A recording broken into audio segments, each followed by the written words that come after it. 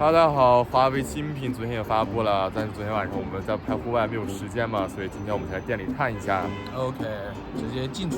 這就是 Mate 80啊，這標準版也有個環。哎，我怎麼感覺這兩個地方材質是一樣的，摸起來感覺沒有什麼區別啊。然後這個地方，說實話，這個旁邊的裝飾有點像以前的榮耀，某一代的榮耀，像迈这個4的感覺。對，有點像迈這個4的那種感覺啊。這一塊啊，鏡頭的邊框這一塊其實還是蠻寬的。標準版呢，前面也變成了這種 TOF 了，就是 3D 人臉識別，感覺有點寬呢、啊，是有點寬，就是有點比較窄，然後比較寬一點啊。然後這個正面邊框我感覺也就，因為這是黑色嘛，所以顯得好像也不是特別的窄啊。側邊指紋。可以吧？侧邊可以加 3D， 啊，加 3D 可以了啊。看一下有没有长焦微距吧。我覺得標準版沒什麼很多好看的。到這就切了，這麼遠、啊，這個位置就切了，其實就切了已經。這就有這麼遠了啊，40厘米吧。這個就是 Pro 了，這個 Pro 反正黑色感覺這個後面的材質沒有什麼區別啊。然後鏡頭顏色不一樣，這邊對它包括邊框也是這種高亮的了，正面好像也沒有什麼區別。然後這一次全部都用的是直屏啊，2.5D， 一點點 2.5D， 对，一點點吧，2.1D 吧。就這兩個手機，你握在手上感覺除了旁邊的這個金屬的，就是那個處理不太一樣的，其他沒什麼區別。但是他們處理器是有區別的，這個標準版用的是9020，這個用的是9030，16G 的是 Pro 嘛。聽說好像到了8.2到8.3之間那個水平了啊。就聽說的，這就很厲害了，是吧？這是長焦拍的，不是你很震驚嗎？我們用那麼多華為的機箱，華為可以很近的對焦，這個很震驚嗎？長焦拍的 F2.1 啊，96毫米，牛逼，沒問題啊。華為經典強項嘛，對不對？長焦微距，但是只有 Pro 級以上才有啊。它這次其實發布會上還宣傳了一個點，是說它這個後置的鏡頭這幾個鏡頭啊，在直播的時候都能夠調用啊。就你拍一些什麼小的，比如說手勢啊之類的那種，可以用它的長焦微距，我感覺還挺屌的。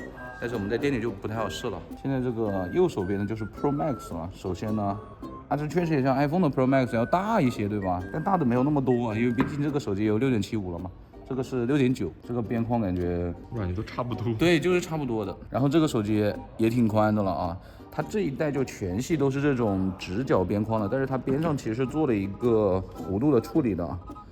其實手感還可以了，我覺得做工還是挺不錯的。之前呢，就有很多人就說喜歡那個很大的那個等身微曲啊，然後再加上那個圓的邊框，手感超好，但是就寬了一點。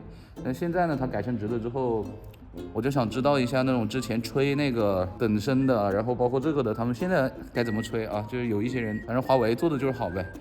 我已經看到了有一些這種跡象了。然後呢，這一次呢，這個屏幕啊 ，Pro Max 是用了一個雙層的 OLED。這個 Pro Max 的屏幕，我現在肉眼看，首先它能夠拉的亮度是比較高的，然後其次就是感覺確實要通透一點啊。至於它耗不耗電就不知道了，它電池大一點，6000。它的攝像頭其實這一次是雙潛望的。一個是什麼4倍，一個是6.2倍。那個6.2倍好像是149毫米吧，大概就是150左右那個焦段了。它整個攝像頭模組其實是比 Pro 要大一點的，應該是要厚一點點的。但是說實話，這個手機已經這麼大了，拿在手上這麼一點點的區別，你也不是很明顯的能夠感知到的嘞。昨天我有一個朋友，他去線下看，他說 Pro Max。感覺拍照有點偏紅啊，它好像是有一點這種感覺的，你看到沒？它這個光線不是很均匀，大家看到沒？在舒展会一直在算。對，然後中間這個位置確實感覺有一點點偏紅啊，這一塊啊，看到沒？能拍到嗎？只有 Pro Max 這樣嗎？他跟我說只有 Pro Max 這樣，能会看到一點嗎？這個不知道是不是顯示機的問題啊？更遠的算。對，我還以為是屏幕可能偏紅什麼的。但是現在看起來好像不是這樣，然後大家可以看到它底下是4倍之後也是直接給了個10倍的啊，中間有一個6.2倍，感覺切換的不是很明顯啊。拍一個遠一點的地方吧，拍一下汗毛，幾層下巴呀？哎，拍一下你別動。它沒有魔法時刻嗎？沒有，哎，它幾乎沒有魔法時刻，直出啊，我感覺還可以啊，這個拍起來，哎，它還感覺呢，我感覺效果還可以，確實還可以啊。哎，長焦我覺得沒有什麼偏紅的感覺啊，還有我們肉眼看確實感覺這個光線啊，在這個上面不是很均匀。接了一個白色的紙啊，中間感覺真有，看一下，我們看起來感覺是有的，而且它其實很明顯的是它這個光線是不均匀的，可以看到嗎？我們上面也没有這種射燈呢。再看一下這個有沒有長焦微距吧，這個10倍 F2.1。那它有可能用的是前面那一颗啊。4倍。对，我们特意带了一个我们拍商单的磁吸充电宝啊，它是有磁吸的，我们来吸一下好吧？就吸是有点吸不住的，有一点磁力吧，就跟一般的安卓手机也没有什么很大区別了。那其實就是無線充電磁力唄。你看，它其實是會滑下來的，能吸上，但是吸不住。它不像 MagSafe 一樣啊 ，Pro 有嗎？主打一個裝飾的作用。一樣的。朋友們，我們剛剛在網上看了一下，因為店員不知道，我想實名舉報他，但是算了啊，關係比較好。就這個啊，我們在網上搜了一下，側邊的這個好像是出音孔啊，有沒有知道的朋友可以補充一下啊？那上面兩個是幹嘛的呢？應該是降噪麥 Pro 啊，它跟標準版是一樣的，它上面只有一個這個應該是麥克風啊，降噪麥克風。然後它的紅外應該是放到這兒了啊，我感覺應該是在這裡，因為它有兩個洞啊。Pro 的旁邊是沒有這個開孔的。這是 Pro Max 的銀色啊，個人覺得這個銀色還是可以的。我感覺華為做銀色是有一套的，挺炫的 ，CD 紋的感覺啊，這個中間。之前不是 Pura 70 Pro 加有一個那個光山還是什麼那個顏色，我就特別喜歡。這個就是標準版的白色了 ，Pro 的金色吧，應該是金色或棕色吧。這個也是 Pro Max 的金色啊，我感覺這個閃的質感還可以嘞，而且它們的後蓋其實感覺是不太一樣的。這個感覺就是那種 AG 霧面玻璃，這個是上面有一層那種布靈布靈的東西啊。這個的話就是那種格子紋了，指甲搓那種感覺，知道嗎？就是有聲音的。快 SM2 了，這就 Mate 80 RS 了。這個的話只有中間這台是真機。其他兩台，一個紫色，我覺得紫色還可以吧，那種暗紫色。非凡大師其實設計大差不差了，跟前幾代沒有什麼很大的區別了。配置的話20G，然後賣12000，朋友們，不管這個價格，其實比以前好像就差不多啊。其實它整個的這個設計，包括它的配置，比 Pro Max 其實區別不是特別大了。這主要就是買一個尊嘛，沒什麼很多好看的吧，因為應該很多人都不會買這個吧。這裡還有一個顏色，不知道官方叫什麼，但是就很像以前的那個青山帶啊，來感受一下。他們其實3台的觀感是會有一點區別的，大家看到了嗎？